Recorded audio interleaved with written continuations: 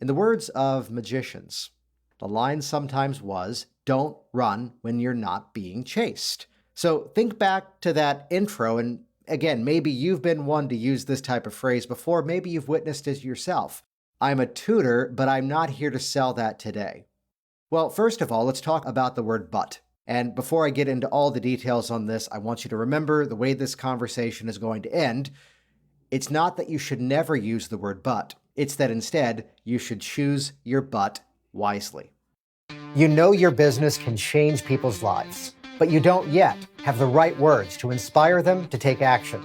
Imagine the changes you will create in your business as you tap into the secrets of ethical influence and positive persuasion to not only better serve your clients, but also to supercharge your financial freedom.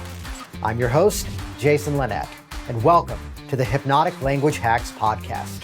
I help entrepreneurs and business owners just like you to close more premium sales. And no, this isn't about tricking or manipulating people, not at all. It's about helping your prospects to appropriately sell themselves into your products or services. Please hit subscribe and get all the episodes now at jasonlinett.com.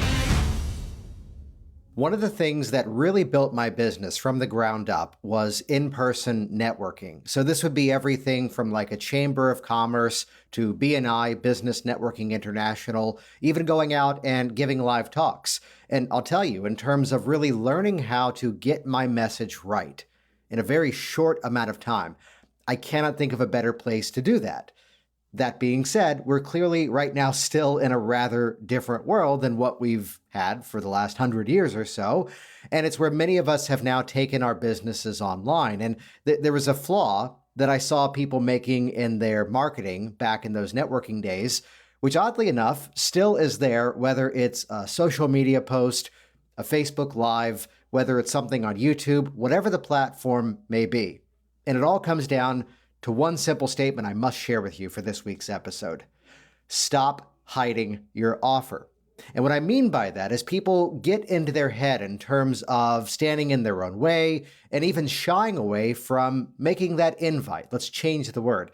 Making that invite, giving people the opportunity to go further with them. So this week's episode, I'm going to peel back the curtain and I'm going to reveal to you some of the mindsets, some of the secrets behind what I found to be effective strategies to make that offer and not come across as being too salesy. The whole idea as a preview is earn the right to make the offer so that way then you don't have to apologize for the offer.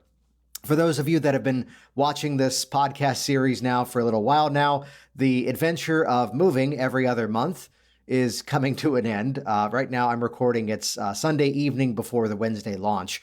And we're about to hit the road on Monday morning, tomorrow, to go off, sign the papers on our new home in Orlando, which we're going to be ripping out ceilings and walls, putting in soundproofing, and building a home office there. So stay tuned for many more updates along the way. As always, you can go to the show notes for this week's episode by going to jasonlinett.com/37. Did you see how I just did that, by the way? Very seamless way of just simply giving a soft plug. Oh, we will talk about that later. So this week's episode, again, it's all about stop hiding your offer. Before we get started today, if you want to easily grab people's attention, naturally build authority, and organically have your prospects wanting more from you, even before you've made an offer, I've created a step-by-step program to help you to do just that. It's called Business Influence Systems.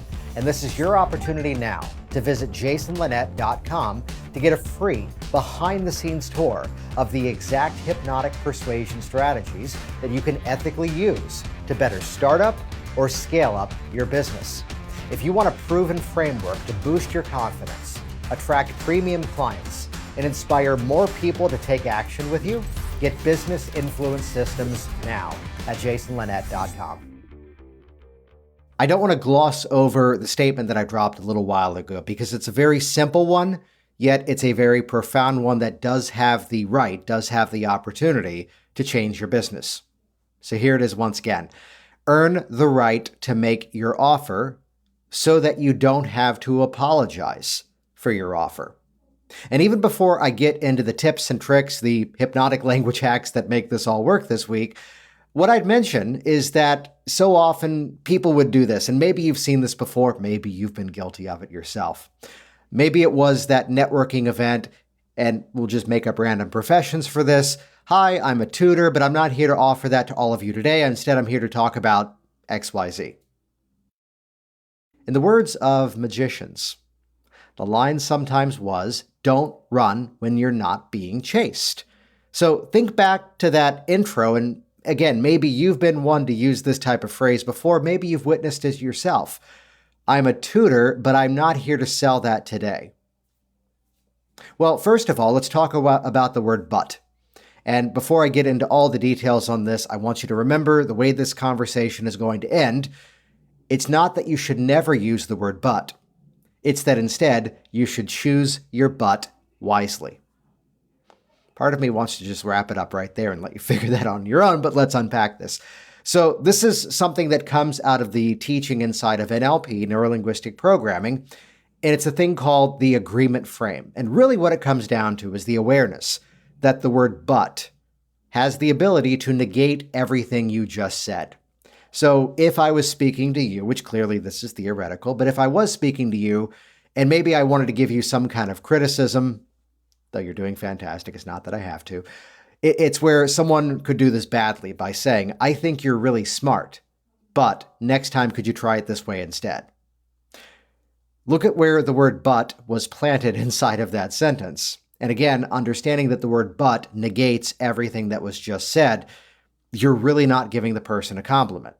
If you really wanted to go after that style of phrasing, I think you're really intelligent. And I think on this project next time, it may be a little bit better if we try it this way. What do you think? There's some softeners that are mixed in there too.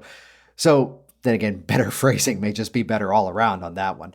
So what we're getting at here is the word but has the ability to negate. So think back to our sort of non-triumphant hero inside of this intro, where there they are saying, I'm a tutor, but I'm not here to sell that to you today. Well, what it could be instead is to simply swap out the word but simply for the word and use that as part of the introduction. The same way that I could say, I'm Jason and I'm recording here in the corner of this bedroom for hopefully the last episode as we're now building out a new home office. See how I did that? I simply used the word and it continues that dialogue in the mind. So in our reluctant hero example inside of the networking event, my name is Stacy and I'm a tutor for teenagers ages 15 to 18. And today I'm here to talk about XYZ. It kind of folds in there very seamlessly, almost in the same way that she could have said, my name is Stacy and I've driven here from New Jersey and I'm really excited to share these 3 strategies with you here today. Simple. So just be mindful of the word but. I will refer, if you go to rethinkingrapport.com, that redirects over to the TED Talk that I did a number of years ago. And inside of that, you will hear one of the moments where I do talk about choose your but wisely. Briefly, the example would be you ask somebody a question, and rather than answer the question, they answer with story. How would you like that situation to be different? And they respond, well, a few years ago, we had a real problem inside of the accounting of our business, and we ran into all sorts of issues, and they story. Well, thank you for sharing that, but let me ask you that one more time, because once I have the answer to that question, then I'll see some better ways to help you out. So inside of this episode, all around stop hiding your offer, scan your language and look for the buts and pull your butt out. I really hope the family can hear this episode as I'm recording in there in the other room. No, pull the butts out and stick the word and in there instead, because at that point, you really don't have to apologize for your offer, so stop doing it. So again, this is a way to avoid that situation where it comes across as too salesy. And what we're hinting at here, to go to point number 2 of this episode, is to know the difference between a soft offer and a hard offer. So this is very simple in the context of it. The soft offer is what I did maybe about 5 or 6 minutes ago when I told you for more like this, go to the show notes at jasonlinett.com/37. That's a soft offer. It wasn't a place where I would have done a hard offer, which might have been, The Business Influence Systems is a program which is unique in its application because the digital library that you get lifetime access to peels back the curtains and reveals the secrets of hypnotic influence for business. Where phase 1, you've heard some of this before if you've been listening, phase 1 is all about emotional intelligence. Phase 2 is calibration. Phase 3 is where we get back into the specifics of all the language patterns and influential mechanisms. And then phase 4, do you hear I'm giving a big sales pitch here? Oh, but wait, it's not just the library. It's also the fact that it's 1 year's access, at least as of the time of this recording, to a group consulting program where we go live several times a month, do hot seat opportunities, and elevate the content in ways for you to go off and make it your own. It's a bit much to be doing this right now, isn't it? That being said, head over to jasonlinett.com. Look at the top, Business Influence Systems. You'll find all the details there. Hey, that was a soft offer, as opposed to detailing every single aspect of the program. So it comes down to the mindset of asking yourself, where am I inside of this dialogue? Where am I inside of this content? And I give you a quick framework for this. Another podcast that I host, one that goes out specifically for the hypnosis community, Work Smart Hypnosis.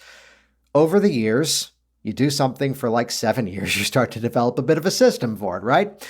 So inside of that podcast, there's a cold open, which is where I pop up and say, this is session number 400 and whatever, title, pre-recorded intro plays with a voiceover artist.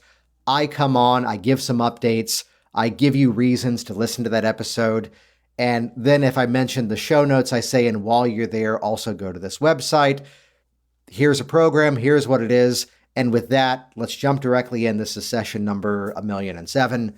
This person talking about this thing. Then here comes the big content block. And then at the end, there's the outro.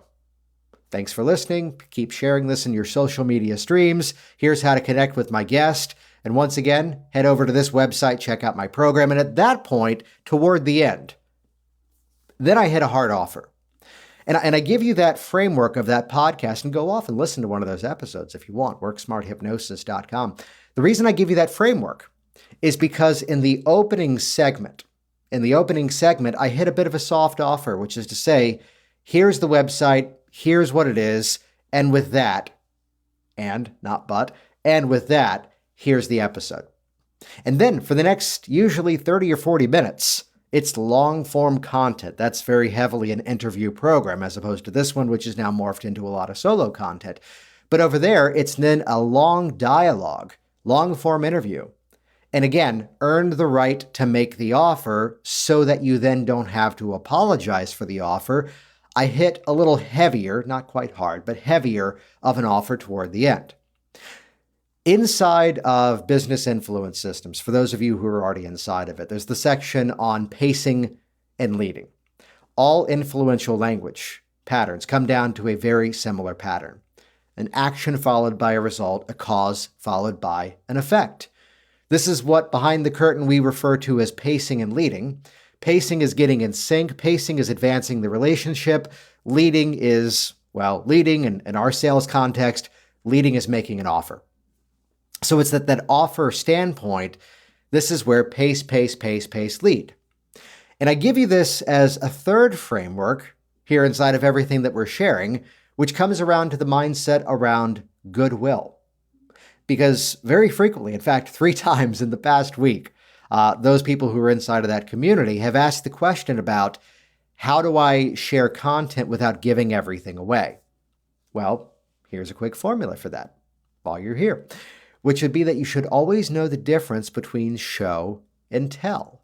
So here on a free program, I can tell you, when you put the right words in the right order, that's when your audience can end up wanting more from you, even before you make the offer. I'm telling you the result. Now, if you want to be shown how to do that, clearly this is where inside of my Business Influence Systems community, we go step by step. There's tons of templates. There's regular workshops to help you elevate that content and perfect it even stronger. So do you see the difference? You can go through all of the material that you would share with your audience and figure out what are the almost buzzworthy phrases you can use. And you can talk about it from that bigger picture, 30,000-foot view. But then again, look at this week's episode as an example. Rather than keep it all behind the curtain, I picked one specific piece of content to talk about, stop hiding your offer, and I made it this week's free podcast episode. Why? Because you all already know that this is one part of my business. You all already know that, yes, there's a program that I offer in a whole online coaching community, even private services too, where I offer that. And to say this politely, give your audience credit that they can figure out that there's some sort of transactional opportunity that's available. I'll give you a quick example of this. There's a podcast that I listened to a number of years ago, and the story was I was on the podcast as a guest. So if you ever have that opportunity, it's a good idea to go listen to a few episodes before you jump into the recording cold, because if you know kind of the formula and the way that they often present their guest, you can do this hard and soft offer stuff even more organically and not make it sound like, oh, can I pitch my stuff at the end of the recording? So I listened to this episode, and I have to tell you the story here because it illustrates a beautiful nuance. The person on the program was talking about adaptations of different tax laws. How is it that you can be an entrepreneur, run your own business, and even if you do have an accountant that you love, here are the questions you should be asking. Now, as I'm listening to her, and again, I'm now listening from two different angles. One part of my brain is going, I'm about to be on this podcast. Hey, the host is doing a great job of the interview. And the other part of me is then going, hey, this guest is actually presenting something rather worthwhile. And I'm listening, and she just very, very organically is layering in the website. It was easy to remember. Ooh, there's a good tip. It was an easy to remember website URL. And I then found myself not only looking forward to being the guest, but also now going into that dialogue with this person. Remember what I keep saying, so that your audience will want more from you even before you have the offer? Well, this reveals the next pattern inside of what I'm sharing with you, one that even as I teach it, this presenter did it so well that even I didn't realize she was doing it.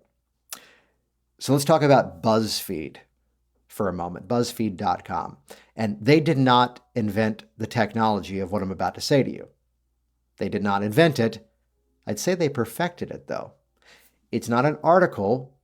It's not a list. It's a listicle. And this is that type of article which would be 5 ways to organize your closets better. 4 ways to build a home gym without breaking a budget. There's a cool sort of headline structure. And here's what she did. And here's what I'd been doing for years and teaching too. And again, she did it so well, I didn't catch it. It was that organic. She taught point number 1, point number 2, and point number 3. And as the interviewer, as the podcast host asked for point number 4, she opened up the dialogue going, I'm so excited to be here and share these 4 things with your audience. She simply said, if this sounds a little too technical, this is why I have made a free tip sheet available, which you can go to thiswebsite.com/this word, and that's where you can get the free PDF, which the 4th one is the technical of them all, the most technical of them all. So make sure you go grab that because this has to do with this specific coding. So she gave a reason as to why you wanted to go there, because it's going to make point number 4 even easier. So not only did she go offer, offer, paste, paste, paste, offer, and then paste again. Free info, free info, free info, offer, free info. This is the sequencing she was doing.